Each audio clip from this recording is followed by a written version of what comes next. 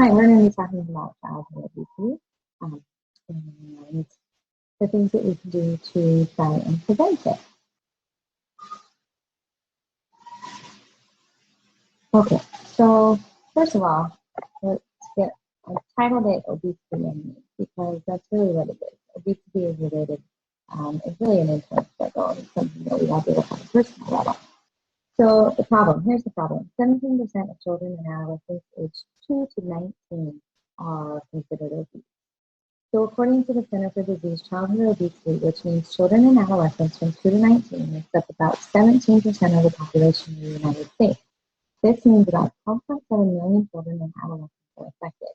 Alabama's Department of Health showed that in 2007, 30% of Alabama high schoolers were obese or they were at risk for obesity, meaning that they were overweight. That means 1 out of every 3 people that you know in Alabama is considered obese or overweight.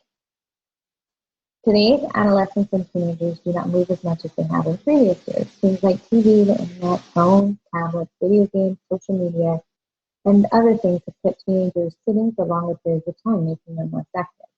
Portion sizes and processed foods are also seemingly more convenient for busy families to grab and feed the kids at home. Obesity leads to several other health problems that can lead to decreased self-esteem, bullying, diabetes, high blood pressure, heart disease, general aches and pain. Childhood obesity can also lead to adult obesity, and then the cycle of obesity will continue as you start getting married and have children of your own.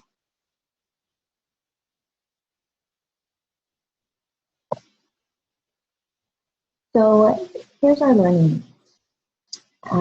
In a population where obesity is prevalent, 30% is pretty large, we need to have physical activity, and then we need to have healthy food choices. So according to the Let's Play campaign, 8 to 18-year-olds spend 7.5 hours a day on the internet, bringing in on social media. 7.5 hours. The bottom line is we need to move more and fit less. A body in motion will always be healthier than a body that is sedentary. So we must make healthier food choices. This doesn't mean that we have to drastically change how we eat immediately. It can be gradual so that changes we made end up being permanent and not just momentary before reverting back to an unhealthy eating lifestyle. The bottom line is this: your body needs fuel, not just carbs and sugar-loaded fuel like fast food and processed foods, but real fruits and veggies and grains that will sustain your energy so that you can feel better as you get more active and sit less. I know some of you are not going to be able to control what groceries come in and out of your house, but making healthier choices by maybe just cutting portion sizes will help significantly in the fight against obesity.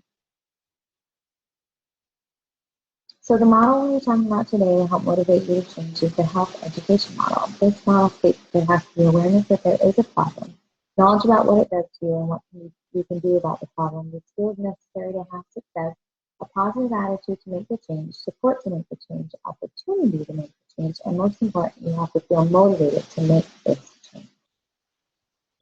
So here's our plan. Body movement is something we all have control over. The guidelines for anyone under the age of 18 is to move for 60 minutes a day. Now, if you are one of those teens sitting for 7.5 hours a day on social media, video gaming it up, or browsing the interwebs, you can surely cut that down to 6.5 hours and move for 1 of those hours. 5 days a week of 60 minutes of movement is our goal. I know you all probably think that's crazy, 60 minutes, but if you were to get a Fitbit, like one here, fancy little Fitbit, or track your steps on your phone as you walk in between classes, you'd probably be surprised at how many steps you actually get in.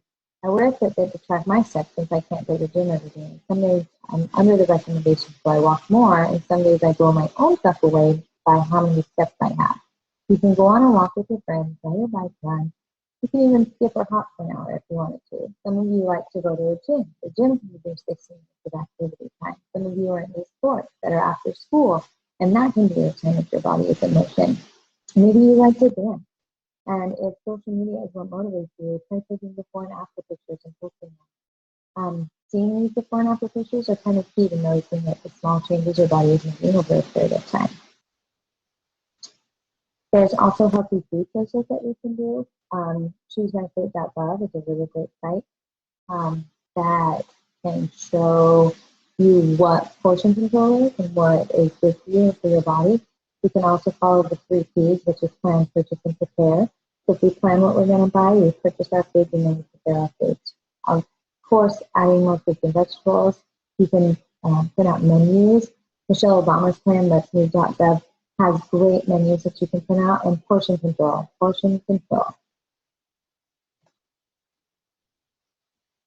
So, according to the research and evidence, if you are inactive, small increases in activity make a healthy impact. So that's what I'm saying. It doesn't have to be like drastic major changes. Maybe over time you'll see a drastic change, but it's because of these small increases in activity that will end up making these larger changes.